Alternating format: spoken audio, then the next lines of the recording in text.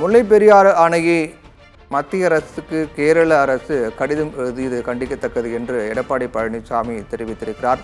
முல்லை பெரியாற்றில் அணை கட்டும் கேரளாவின் முயற்சியை தமிழக அரசு தடுக்க வேண்டும் என்றும் எடப்பாடி பழனிசாமி கோரிக்கை வைத்திருக்கிறார். தமிழக கேரள எல்லைப் பகுதியில் அமைந்திருக்கக்கூடிய முல்லை பெரியார் அணை பொறுத்தவரையில் அது பலவீனம் அடைந்துவிட்டதாக கூறி கேரள அரசு அது முழுவதுமாக இழுத்துவிட்டு புதிய அணை கட்டக்கூடிய முயற்சியில் அவர்கள் இறங்கியிருக்கிறார்கள். இது முழுமையாக கண்டிக்கத்தக்கது என்றும் விவசாயிகளை மிகப்பெரிய அளவில் இது பாதிக்கும் என்றும் என்றால் தேனி, திண்டுக்கல், மதுரை, சிவகங்கை, ராமநாதபுரம் ஆகிய 5 மாவட்டங்களுக்கு நீர் ஆதாரமாக விளங்கக்கூடியது இந்த முல்லை பெரியார் அணை. இந்த அணையினுடைய மொத்த நீர்மட்டம் என்பது உயரம் 152 அடியாக இருக்கக்கூடிய நிலையில் முல்லை பெரியார் அணை பலவீனமாக இருப்பதாக கூறி அதை இடிக்க முற்படக்கூடிய கேரளாவின் முயற்சியை தடுக்க வேண்டும் என்றும் தமிழக அரசு இதை தடுத்து நிறுத்த சட்ட ரீதியாக நடவடிக்கை மேற்கொள்ளப்பட வேண்டும் என்றும் எடப்பாடி பழனிசாமி தெரிவித்திருக்கிறார்.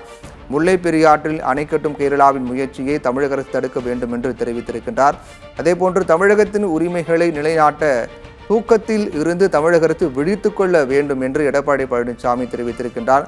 உச்சநீதிமன்ற ஆணையின்படி பேபி அணையை பலப்படுத்தி 152 அடி நீர்த்தேக்க நடவடிக்கையை எடுக்க வேண்டும் என்றும் உச்சநீதிமன்ற தீர்ப்புக்கு எதிராக முல்லை பெரியார் அணையை இடித்துவிட்டு புதிய அணை கட்டும் முயற்சிக்கும் கேரள அரசுக்கு எடப்பாடி பழனிசாமி கண்டனம் தெரிவித்திருக்கின்றார். இது முற்றிலுமாக தமிழக விவசாயிகளையும் முல்லை பெரியார் அணையை நம்பியிருக்கக்கூடிய மக்களுடைய வாழ்வாதாரம் மிகப்பெரிய அளவில் பாதிக்கப்படும் என்றும் தெரிவித்திருக்கின்றார்.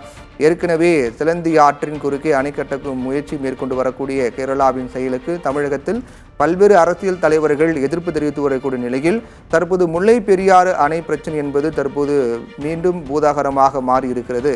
இதை கண்டித்து எடப்பாடி பழனிசாமி அறிக்கையின் வாயிலாக தடுக்க நடவடிக்கை எடுக்க வேண்டும் என்று கோரிக்கை வைத்திருக்கிறார்.